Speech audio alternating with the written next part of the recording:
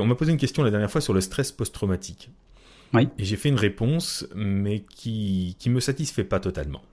Et en fait, pour être franc, c'est parce que j'ai pas osé répondre parfaitement librement. Je pense que à ce moment-là, je marchais sur des œufs en quelque sorte. Mhm.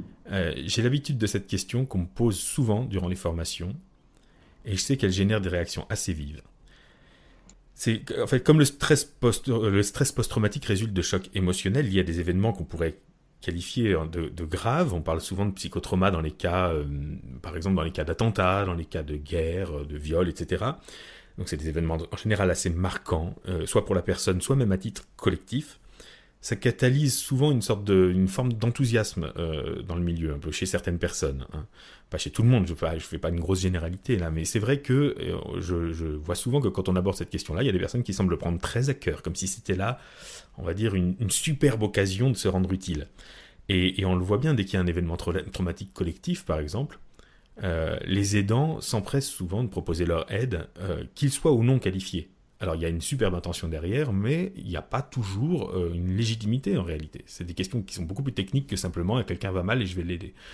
On voit surgir à ce moment-là souvent des tas de spécialistes du psychotrauma qui ne se contentent pas en plus d'avoir un acte, mais souvent des théories derrière. Et c'est la foire aux interprétations pseudo-analytiques.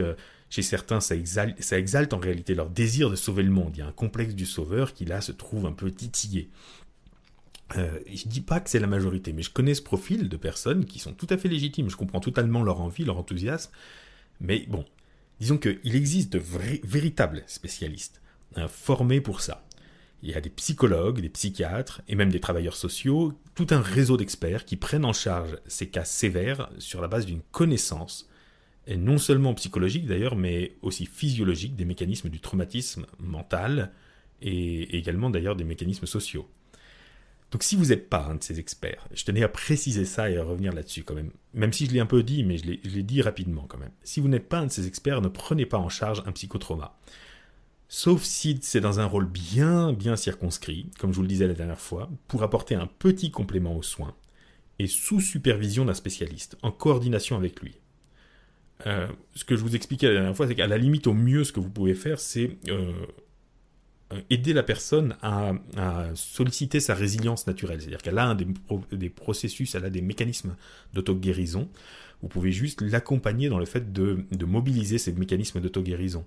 Par exemple, j'en sais rien, moi, si vous lui faites de l'hypnose pour lui faire des suggestions assez directes sur le fait qu'elle va mieux dormir, peut-être que le fait de mieux dormir va lui permettre d'être plus reposée.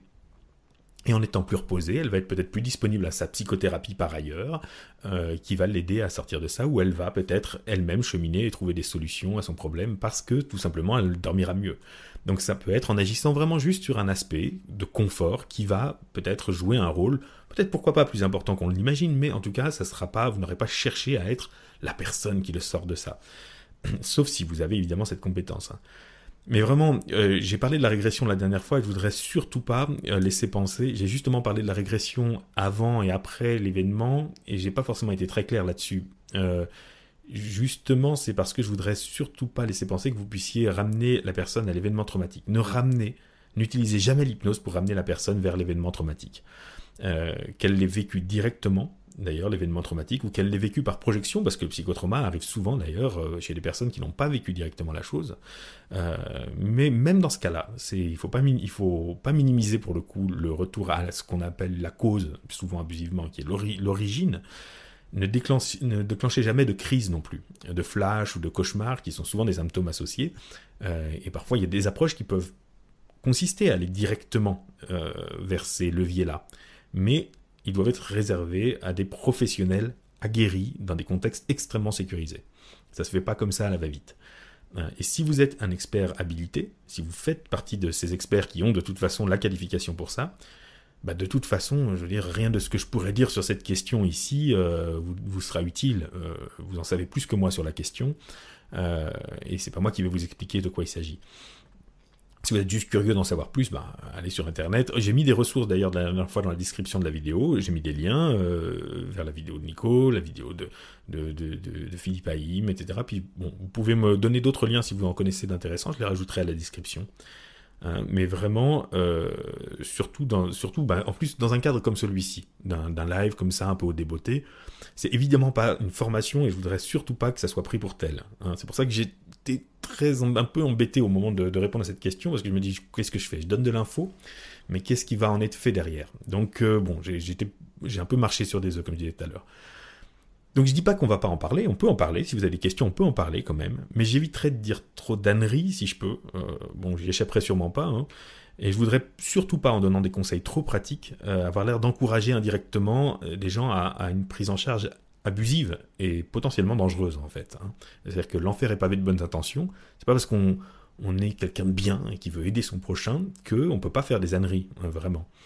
Donc donc je tiens à répéter ça quand même, c'est vraiment très très important, chacun doit rester dans son rôle, c'est vraiment les conditions aussi d'un travail coopératif, on peut vraiment travailler ensemble, si on reste chacun dans notre rôle, de façon coordonnée, en connaissant bien les limites de son champ de compétences.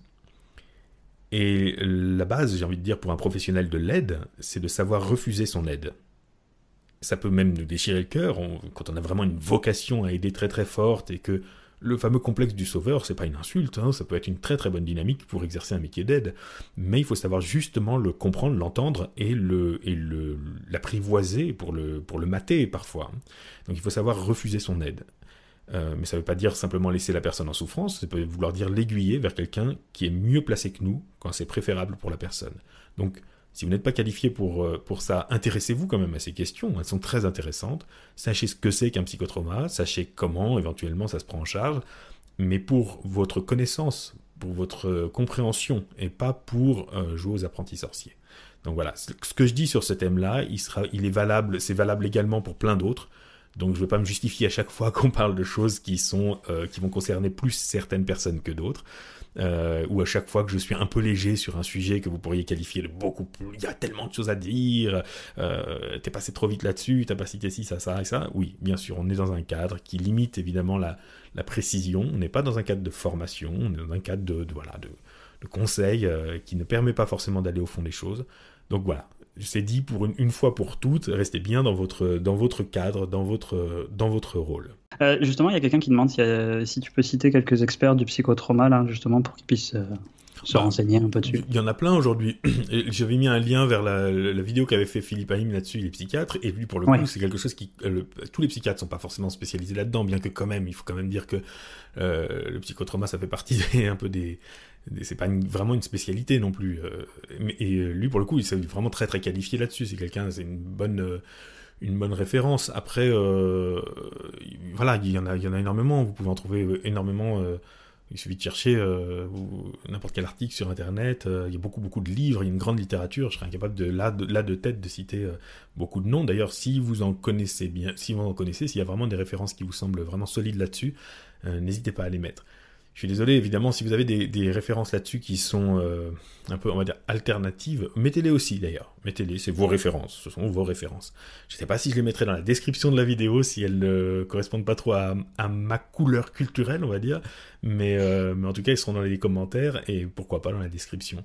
Mais c'est vrai que je vous encourage quand même à aller vers des gens qui ont une approche assez scientifique, parce que le psychotrauma n'est pas juste psychologique, il y a vraiment quand même beaucoup de choses chimiques qui se passent et physiologiques. Il y a aussi des aspects sociaux. Enfin, c'est pour ça que quand il y a, par exemple, alors il y a évidemment le psychotrauma à titre individuel, mais on voit bien quand il y a un titre collectif, un trauma de groupe, un trauma sociétal, à quel point il y a des cellules d'aide qui sont mises en place et à un niveau social également. C'est pas juste psychologique, c'est pas juste non plus corporel, c'est également social. Donc il y a plein de dimensions, c'est passionnant. On n'est pas obligé d'être d'accord avec tout ce qui se dit et ce qui se sait sur la question, parce que c'est un sujet très dynamique, comme je le disais la dernière fois, c'est un sujet à la mode, donc tout le monde a des opinions, et on peut avoir une opinion un peu dissidente et divergente, à condition qu'elle soit basée quand même sur une connaissance. Il faut savoir ce que dit le DSM, il faut savoir ce que dit, etc. Avoir quand même vaguement une idée de ce qu'on sait sur la question, pour éventuellement, par une expérience qui vous fait voir les choses autrement, en tirer une compréhension différente. Mais en tout cas, on ne peut pas improviser une connaissance sur des thèmes comme cela, ça me semble un peu délicat. Je suis assez d'accord.